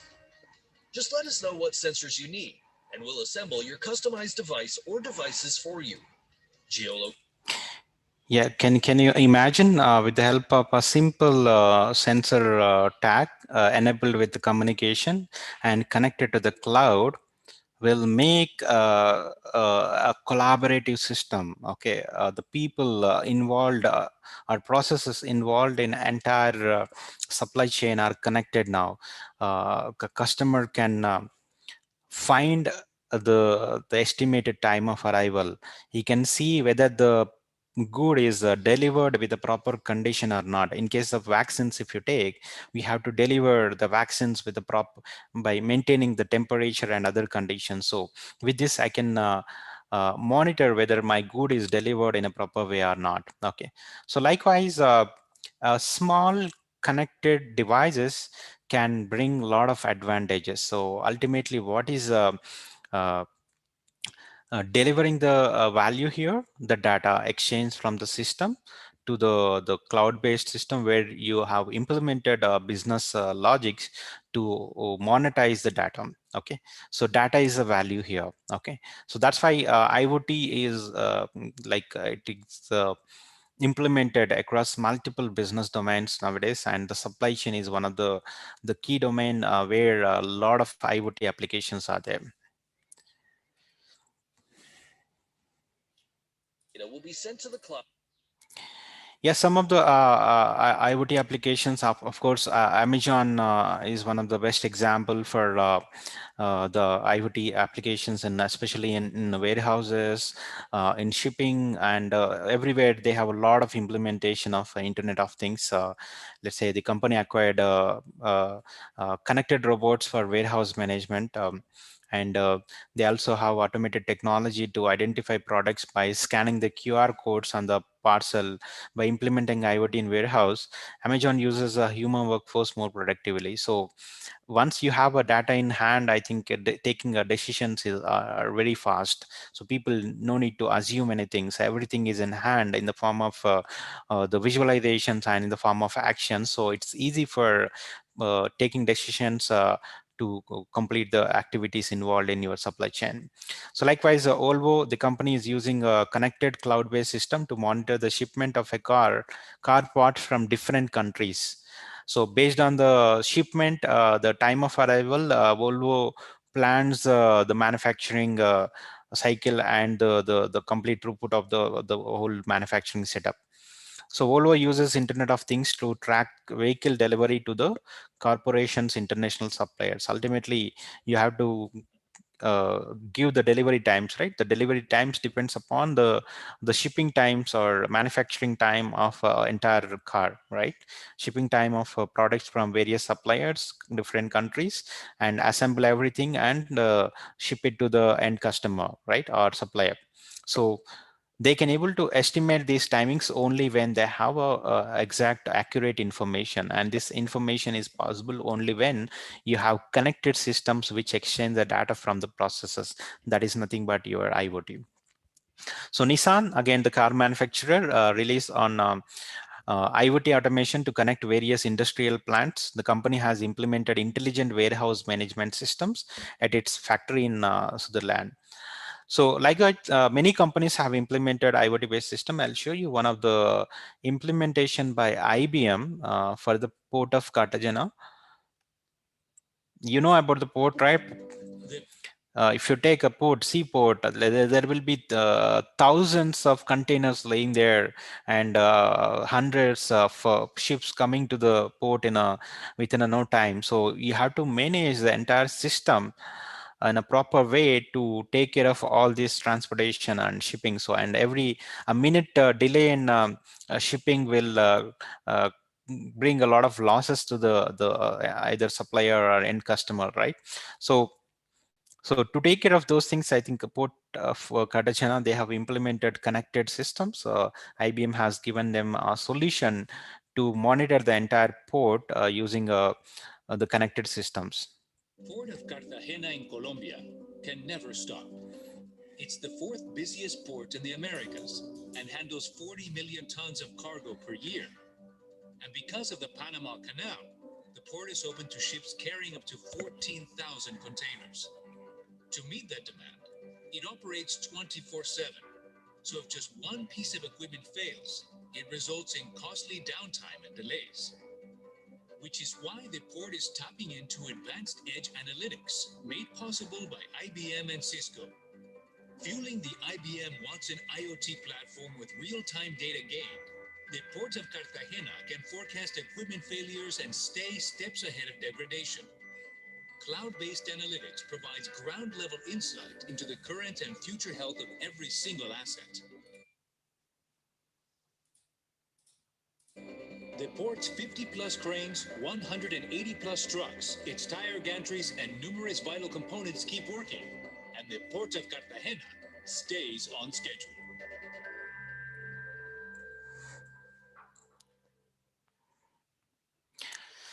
So you can see here, like, so IBM and Cisco together have worked on the solution, where IBM has a platform called Watson IoT platform for connected systems, and Cisco has a lot of hardware, IoT sensors, IoT gateways, and the hardware is available to extract the data from different processes.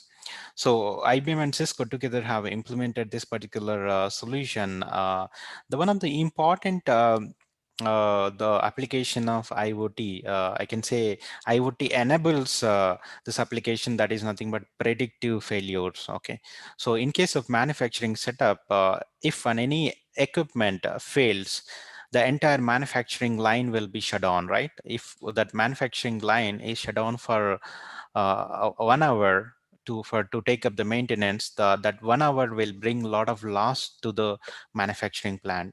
So with the help of IoT and data analytics system, we can have a predictive the failure analysis systems where we can analyze the when the equipment is going to fail. Okay, so before that itself we can bring in corrective actions, or we can make the spares available so that we can reduce the downtime of the equipment. So that will bring a lot of that will save a lot of money to the manufacturers, and it will not affect entire supply chain. Once we assure the delivery of goods, those goods will be delivered without any delay. Okay, so a small delay at the manufacturing plant will disrupt entire supply chain. Okay, so to avoid such a kind of problems, if you have IoT with the predictive analytics systems, it's easy for us to achieve the better the supply chains, and you can avoid the downtime of the equipment. Yeah, so let's talk about the next technology. Modern technology allows people to. So now you understood, with the help of IoT, you can extract the data from the devices, people, as well as from the entire processes. But if you have a system, not only this data, and even there is a lot of manual data which is going to the system in the form of contracts, in the form of agreements, in the form of invoices, in the form of payment, financial transactions. And in case of supply chain, this also plays a key role, because if you want to ship a product to next level or to the warehouse, you have to complete this manual paperwork. Then only it is possible you can able to ship it to the next level, right? So there is a huge amount of paperwork involved, and one of the important thing in this entire supply chain is the trust. Okay, so if you can able to bring the trust factor in case of your supply chains, I'll talk more about this trust factor later on. But what is important is like the accurate tracking of the processes, enhanced licensing of services, products, and softwares, transparency into provenance of consumer goods from the source point to the consumption, with the trust built on top of it. That is possible only with the help of blockchain. So blockchain technology coupled with the ability to program business logic with the rule of smart contracts. So the document work which I'm talking about, if it is converted into smart agreement or smart contracts, smart certificates with the help of the blockchain, then it's even the supply chain processes can be optimized, and we can get additional benefits with the help of the supply blockchain. So let's understand what exactly blockchain. You maybe heard about blockchain, people always confuse between the cryptocurrency and the blockchain. So blockchain is entirely different than the cryptocurrency is slightly different. So don't link up cryptocurrency or Bitcoin with a blockchain. Blockchain is a technology where you can build a smart contracts which can be like which are basically distributed and immutable. So let's understand what exactly the blockchain through this short video. Communicate directly. Voice and video calls, emails, pictures, and instant messages travel directly from A to B, maintaining trust between individuals no matter how far apart they are. When it comes to money, people have to trust a third party to be able to complete a transaction. Blockchain technology is challenging the status quo in a radical way. By using math and cryptography, blockchain provides an open, decentralized database of any transaction involving value, money, goods, property, work, or even votes, creating a record whose authenticity can be verified by the entire community. The future global economy will move towards one of distributed property and trust, where anyone with access to the internet can get involved in blockchain-based transactions, and third-party trust organizations may no longer be necessary. The uses of blockchain technology are endless. Some expect that in less than 10 years, it will be used to collect taxes. It will make it easier for immigrants to send money back to countries where access to financial institutions is limited. Financial fraud will be significantly reduced, as every transaction will be recorded on a public and distributed ledger, which will be accessible by anyone who has an internet connection. Think of it as wills and contracts that execute themselves, or dated proof of existence for ideas, much like a patent. Blockchain will become a global, decentralized source of trust, but not everyone is ready to embrace it. A huge proportion of trust services, from banking to notaries, will face challenges on price, volume, and in some cases, their very survival. Public authorities could find it more and more difficult to enforce traditional financial regulations due to the new possibilities offered by the Bitcoin network to bypass traditional financial intermediaries. Unimagined new networks will evolve to meet society's needs more cheaply and potentially more securely. Will governments, financial and legal institutions... So let's talk about some of the applications, like where exactly blockchain can be implemented. I'll show you one example to you. So the blockchain for smart supply chains. Okay, so there is one use case implemented by IBM Food Trust. I think Sanjay also mentioned about the Food Trust service of IBM. So enterprise blockchain technology can transform the supply chain with these three use cases. One is traceability, transparency, and tradability. Okay, so these are the three the main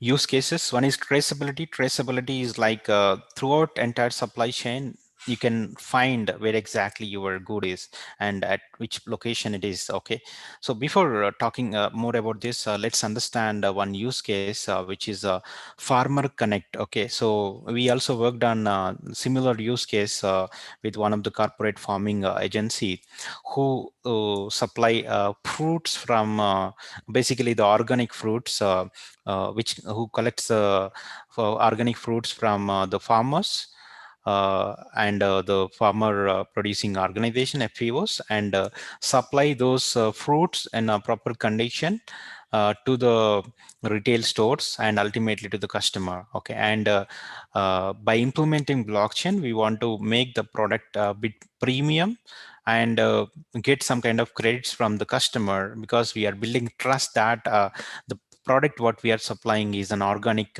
fruit which is produced from an organic farm. Okay, so starting from the farmer end to the final the consumer, I can say farm to fork kind of model, where as a customer, if I want to understand whether this fruit is organic fruit or not, I need to check multiple things, like whether the fruit is produced in an organic farm or not. Where is the certificate for the organic farm that need to be verified. Second, whether the farmer grown this particular crop by using only organic methods. I mean to say whether he used only organic fertilizer and he doesn't used any organic, I would say inorganic pesticides, and whether it is grown in a proper conditions or not. So this information must be available to the consumer through the system, okay, with an immutable model. So nobody can, once it is logged into the system, nobody can alter that information. Okay, that's why we call it as immutable, the information. Okay, so as a customer, to buy that organic fruit, I should verify the farmer's organic farm certification, whether all these certificates, like it didn't use any inorganic fertilizers, inorganic the pesticides, and he followed the proper best practices to grow that fruit. Then from the farmer, that fruit will come to the farmer producing organization, where they will be storing these fruits in a warehouse. And again, I should ensure that whether the warehouse is certified for storing the organic fruits, whether he used any chemicals for the maintaining the fruits. So we should know that clearly, like that information from warehouse should come into the blockchain system, where the information is intact. Then from there, you are going to like transport the fruits to the nearest mandi, or to the direct the kind of organization where they will sell the fresh farms. So retail stores basically. And again, during the transportation, whether the temperatures are maintained properly, okay, whether in case of milk, whether they have transported the product with the proper temperature or not, that information has to be sent out to the system. So basically the entire data should be transparent throughout the supply chain, and the proper certificate should be made available on top of a network, which is again a distributed, which should be accessible to every stakeholder in the entire supply chain. And I should be in a position to trace every contract, agreement, and every stage in entire supply chain. And the data must not be altered. So it should be an immutable data which is fetched to the blockchain. So that's the beauty of the blockchain. If you want to gain credible trust from the customer, then the blockchain is only the way which can build the trust with the customer. So IoT on top of blockchain will enable a connected system with trust built on top of it. Okay, so the transparency built on top of it. So you can see one example here. So the differences between conventional record keeping system and blockchain based record keeping system. This is blockchain for smart contracts. So here, let's say retailer places order with supplier, supplier acknowledges the receipt of order. So in case of conventional recording keeping system, it's a simple direct transaction. There is no blind party here. And here, in case of blockchain, the block will be added to the blockchain network. So second case, you can see here, supplier requests loan from bank, bank provides financing to the supplier. Okay, so we have here a retailer, supplier, and banker. Three stakeholders are there. In case of this transaction, what is happening, the data is not available to the stores. Okay, so whether my supplier has requested any loan from the banker or not, that information is not available to this third party. Okay, or whether, let's say, I'll put it in a different way, the supplier has procured inorganic pesticides from a kind of a pesticide company with the help of bank loan. So that information will not be available to the store. But in case of blockchain enabled system, we can give access to that information to the store, so that you can verify whether this supplier has procured any inorganic pesticides or anything from the third party vendor, or he took a loan to purchase inputs from a banker. So that information can be verified in case of blockchain, whereas it is not possible in case of your conventional recording keeping system. Okay, and there is no trust built here, because the reports can be altered at any time. People can alter, either banker can alter or the supplier can alter. But in case of blockchain, once the information is logged, it cannot be altered. It's an immutable data. Okay, the same things are like in case of conventional record keeping system. In every transaction you will find one blind party, so people may not be having information about the transactions happening between other parties. But in case of blockchain, the information is traceable, and it is transparent, and it is immutable. So that's a beauty and advantage of implementing a blockchain on top of your supply chain. That's why especially in case of smart supply chains, IoT enabled with blockchain is going to be a wonderful use case to understand. Yeah, this is about blockchain. I think we have crossed the time. I'll just quickly take up 5 minutes.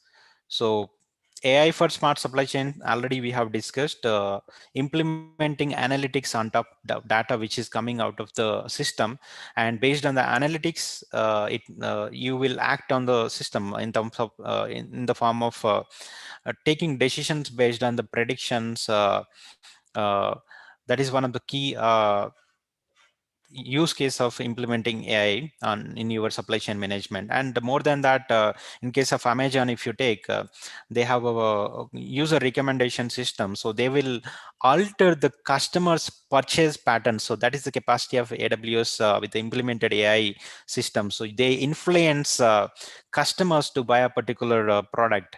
And second, you have a mechanism to recommend the best products to the user, and there is a predictive algorithms which are implemented with the help of AI to predict the shopping patterns of the customers. So there is a lot of benefits are there by implementing AI on top of the big data which is coming from the IoT and connected systems. So you have a chatbots for operational procurement. So there is no, you can reduce the manual intervention in the procurement of raw material or goods from the suppliers. Chatbots can be implemented to answer the queries of the suppliers and close the contracts and get items shipped to the warehouses. Then you have machine learning for supply chain planning. So there is no need of manual planning here. If you have analytic systems with a greater accuracy, the supply chain planning can happen automatically. The instruction will be sent out to the warehouses, suppliers, vendors, and customers automatically with the help of machine learning based supply chain planning system. Then entire warehouse management to manage the inventory control. If you have this machine learning based system, it's easy for managing the warehouses, because the warehouses are not a smaller warehouse with some 3 rooms or 4 rooms. So warehouses are like acres of land with millions of products stored in the warehouse. It's not that easy to manage the entire warehouse with a simple human intelligence. So it's always better to have analytic systems implemented which will take actions automatically to manage the entire warehouse. Then you have autonomous vehicles for logistics and shippings. It may be within the fulfillment center or it is outside the fulfillment center. Autonomous vehicles are going to be utilized for logistics and shipping. So IBM is working on a project called Mayflower, which is the shipping vehicle without humans. It's autonomous shipping vehicle which will be like shipping the goods from one port to other port. So they're working on a project. I think it's recently tested also. Then natural language processing based systems for data cleaning and building data robustness. Then ML and predictive analytics for supplier selection and supplier relationship management. This is also another important aspect here. Okay, so AI with machine learning, statistical analytics, deep learning, neural network based systems, and with the help of computer vision based applications and AI enabled, the robots enabled with AI can bring in a lot of transformation in supply chains. So all smarter supply chains, they leverage a lot on AI based applications. So according to McKinsey, 61% of manufacturing executives report decreased costs, and 53% report increased revenues as a direct result of introducing AI in the supply chain. So decreasing the operational cost, increasing the revenues. So that's a beauty, right? So furthermore, than 1/3 suggested a total revenue bounce of more than 5% in systems is the huge.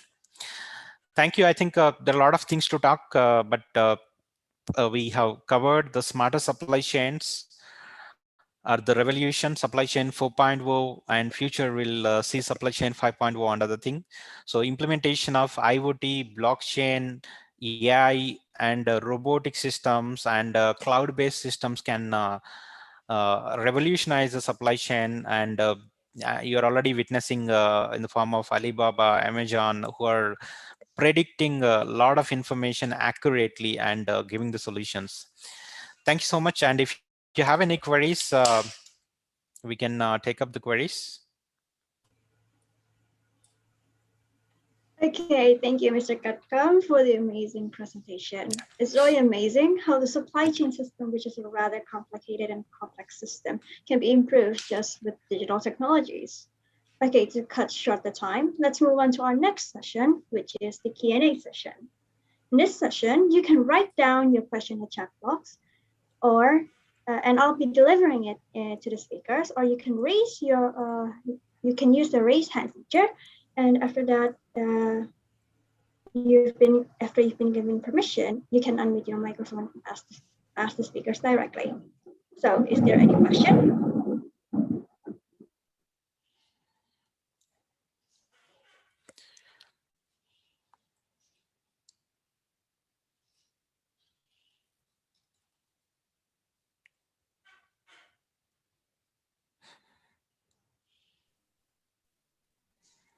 Great. So okay, I think maybe also I'll ask maybe we'll have future sessions on specific to the technology. Yeah, I'm sorry. I think Elsa had a question, right? Yes, I had one question. So from the presentation that you gave us, all of those, especially the when you ship the product, it uses technologies, right?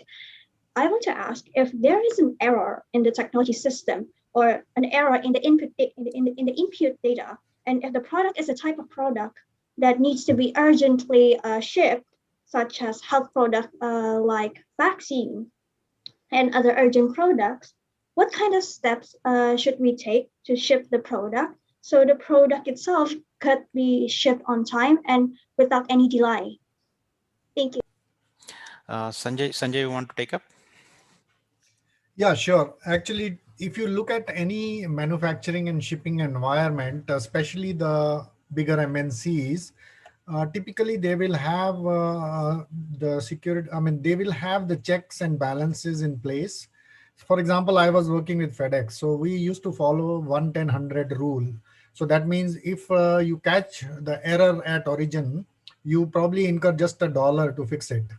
If you catch it at the next point, let's say at the airport or the seaport, you incur $10. And then once it leaves the port and reaches destination, you end up paying $100. So it's a simple 1-10-100 rule, which tells you how the things can go wrong and aggravate if they are not checked properly at the upfront. So if there is an error, for example, upfront, the companies, if they have these kind of intelligent systems from inventory systems, from order fulfillment system, they can easily make out what got shipped out against an order. And of course, you have the QR codes being scanned, the barcodes being scanned, and so on. So it's quite easy to fix the error or check it upfront. If it is a issue at the packing itself, the wrong vaccine vial got put into a box labeled as something else, then those kind of errors are difficult to track. But typically, even those, if you have the products with the label, like individual injection or vaccine bottle, will also have the barcode. So there are checks and balances which could be worked out because it's like as you build the hierarchy or you consolidate and aggregate, you are basically able to see what exactly it contains at the most atomic level or the lowest level. So you can run the reports, or these AI systems actually can do a dynamic check in terms of making those catches earlier in the game. So it's like you arrest the error before it happens, so Yeah. it may not allow you to scan, it may not allow you to pack it or pick it or put it in the consolidation. So those kind of checks and balances are built in big companies. Yeah, I can add a small point here, Sanjay. Like in case of safety critical systems, generally people even go for the redundant based systems. So especially in terms of implementing IoT based systems. And the second thing is like we talk about the predictive systems for the supply chain, but there is a predictive failure systems which will log the errors happening in the entire the IT infrastructure. Also, there will be people who are working on looking at the logs of the system healthiness also to understand whether it is going an error mode or whether the information which we are getting is the right information or not. So there is a lot of software applications are there which will monitor the entire information. Yeah, and if even though in spite of all these, if some error happens, these companies are responsive enough to replace that, and so reverse logistics as well as expedited fulfillment, those kind of things are there, so that the customers get eventually what they are looking for. So even if they have to fly it on an urgent basis, next flight out or whatever, big companies do that all the time. In FedEx, we used to do that all the time. So the moment there was any unfortunate incident of something getting misrouted to a different location and all that, they used to spend out extra dollars to make sure the things are moved out on the next available flight and so on. Okay, thank you for answering my question. And the participants, if you have any questions, you can ask away.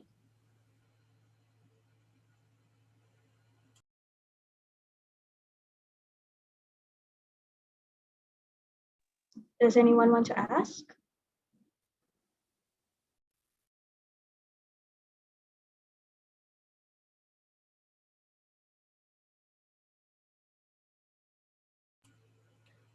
Maybe I think we'll share our email IDs. Anyways, you will have our email IDs in case there is any follow-on query or anything. More than happy to answer that. So yeah, that would be great. That would be great.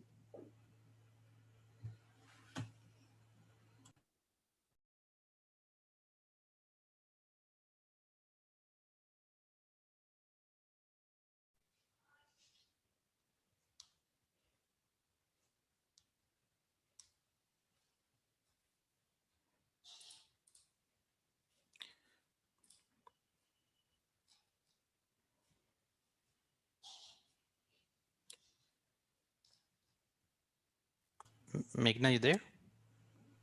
Yes, Amar. Yeah.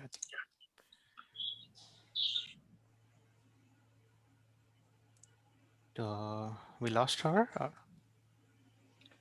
No. So Elsa, I will be sharing the email IDs from our end after the session with you. Okay. Okay. Yeah. Okay, so would like to thank everybody and would like to wish all the best for your final year coming up. And any questions, any queries, more than happy to answer me or Amrendra, and look forward to talking to some of you soon again. Yeah. So thank you, Sanjay, for joining this session with the short notice.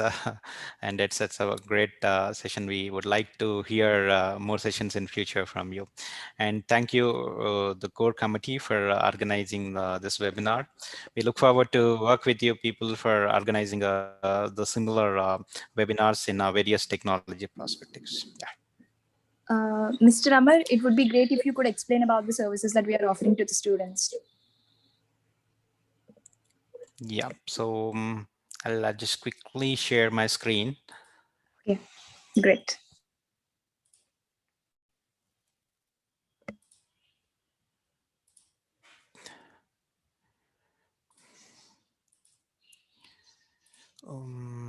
Yeah.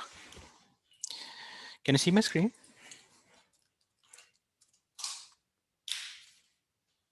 Not yet. Yes, it's visible. Yeah. So students, like this is our portal, SmartInternz. We provide project-based learning for the students. So, somebody please keep mute. Yeah. So we provide project-based learning for the students in the emerging technologies mainly. So you can join this particular platform, learn any technology, especially the emerging technologies like IoT, data science, AI, robotics, and the virtual reality and other technologies in the project-based model. And we have great mentors onboarded on our platform. Whenever you get into a project, you will have mentors who will be supporting you in developing the project, and they will be sharing you the industry best practices on the platform. So we have a program called Externship to provide experiential learning experience on emerging technologies. Maybe you can have a look at this program if somebody is interested to learn these emerging technologies like IoT, AI, robotics, and other things. They can look at this particular program. Meghna, you can share this link in the chat box. And this is in partnership with industry top leading companies like IBM, GoDaddy, Blue Prism, and VMware, and many companies are added here. So these are some of the programs. Artificial intelligence, it's a 30 days program which includes e-learning, and there will be 40 hours of training by the live instructor-led training, and you will be assigned with a project, guided project in artificial intelligence. Again, you can choose a project from a catalog of more than 2,000 projects. And once you complete the project, you will receive an externship certificate as well as a project completion certificate from IBM. So have a look at this program. This is a very good program for the students who want to get into the emerging technologies area. Yeah. Thank you. And there are many free events are organized on our platform in the form of challenges. These challenges happens in partnership with various companies where you will get some knowledge through boot camps and followed by a challenge. Have a look at these challenges. So these are open and free for the students. You can see here like the challenge includes the 5 days of training followed by 10 days of visualization challenge, where during the training you will get hands-on with the technology tools like a Tableau. And there are many tools are there in the latest technologies, and you get free access to the learning resources, and you can download the software licenses for this. So please have a look at these challenges on our platform. Every month you will find at least 1 or 2 challenges hosted on our platform by various companies. So IBM, Blue Prism, and many companies have hosted challenges on our platform. Okay, and some of the challenges are non-coding type. There is no coding required, like Tableau. It's a simple data visualization challenge, and data analytics are very much needed for every irrespective of your branch of study. The data analytics are needed skill set now in the industry. Likewise, you have a process automation with the help of Blue Prism. So have a look at these things. You will understand. And we also provide internships to the students who were complete learning programs on our platform. We will connect them to the internship, mostly remote internships. So you can get connected with the companies who are working in different technology domains. That's all for now. Please connect to SmartInternz. We are on Instagram and Facebook, LinkedIn. You can get updates. SmartInternz is our handle. Please follow us. You will get a lot of information, and you can learn the emerging technologies in a project-based model. Thank you so much, guys. All the best. Look forward to you. Thank you, Mr. Katkam. Okay, let's move on to our last session, which is the documentation session. All participants, please turn on your camera and use your virtual background. And Leah, the time is yours. Okay, I will start from slide 1. 1, 2, 3.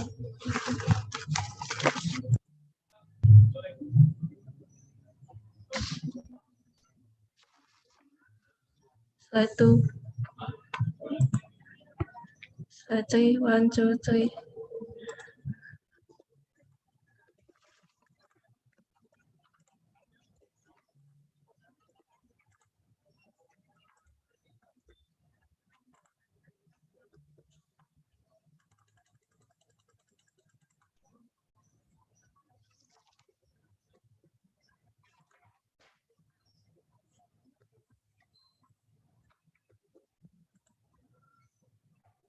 Okay, thank you.